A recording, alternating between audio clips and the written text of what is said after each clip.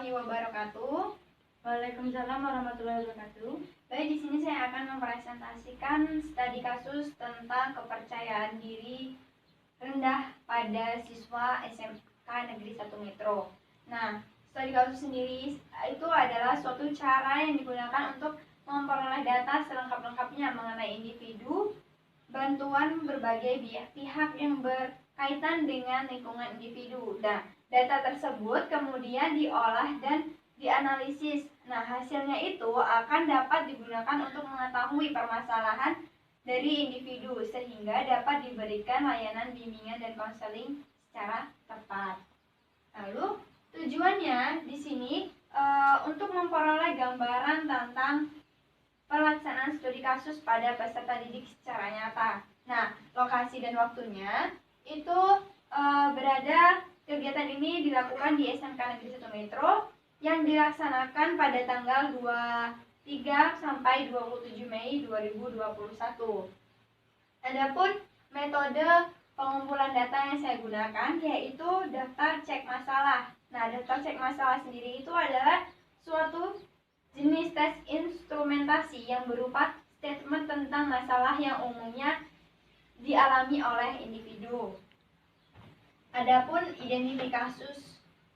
Nah, di sini identifikasi kasusnya itu adalah langkah awal untuk menemukan peserta didik yang diduga memerlukan layanan bantuan tersebut. Nah, di sini berdasarkan data yang dilakukan dengan metode daftar cek masalah, yaitu ada hubungan pribadi, terus kehidupan sosial, keafektifan berorganisasi, dan penyesuaian terhadap sekolah. Nah, kemudian ditransformasikan ke dalam predikat nilai A, B, C, dan E sebagai berikut. Nah, 0% itu nilainya A atau sangat baik. Yang 1% sampai 20% itu predikatnya B atau baik. Nah, 21% sampai 25% itu C atau cukup.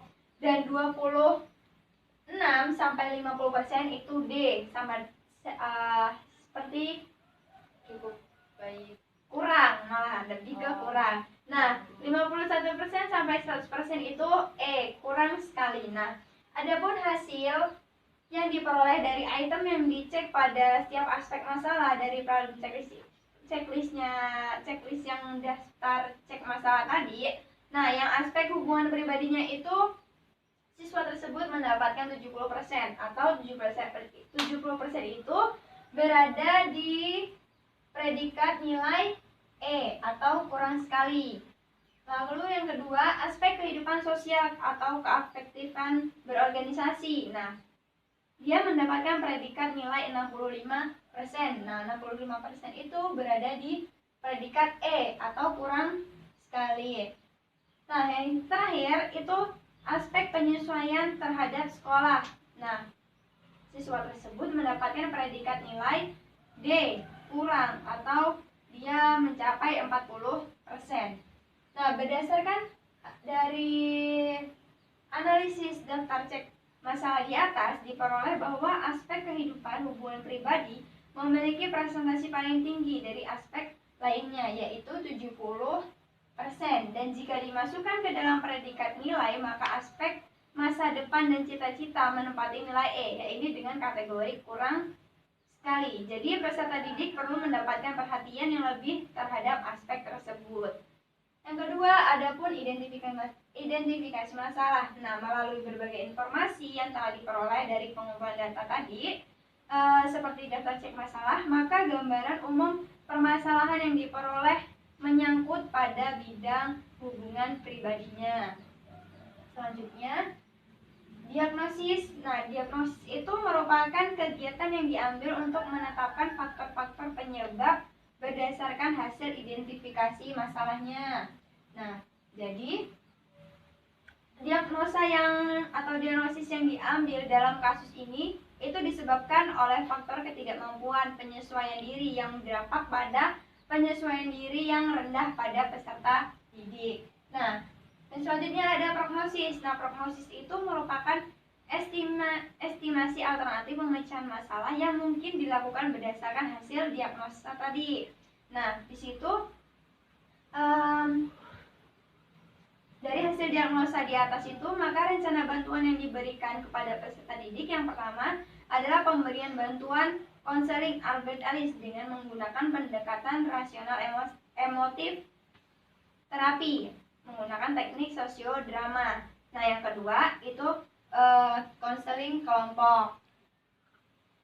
Nah, selanjutnya ada treatment. Nah, treatment itu pemberian bantuan dengan pendekatan rasional emotif terapi dengan teknik sosiodrama yang digunakan untuk untuk membantu konseli dalam memecahkan masalah dengan menggunakan pandangan yang rasional dan realistis. Nah, yang pertama, tahap pemberian bantuan konseling gestal dan sosiodrama dilaksanakan sebagai berikut. Yang pertama ada tahap persiapan. Nah, yang kedua ada penentuan pelaku atau pemeran. Yang ketiga ada tahap permainan sosiodrama. Dan yang terakhir itu ada diskusi.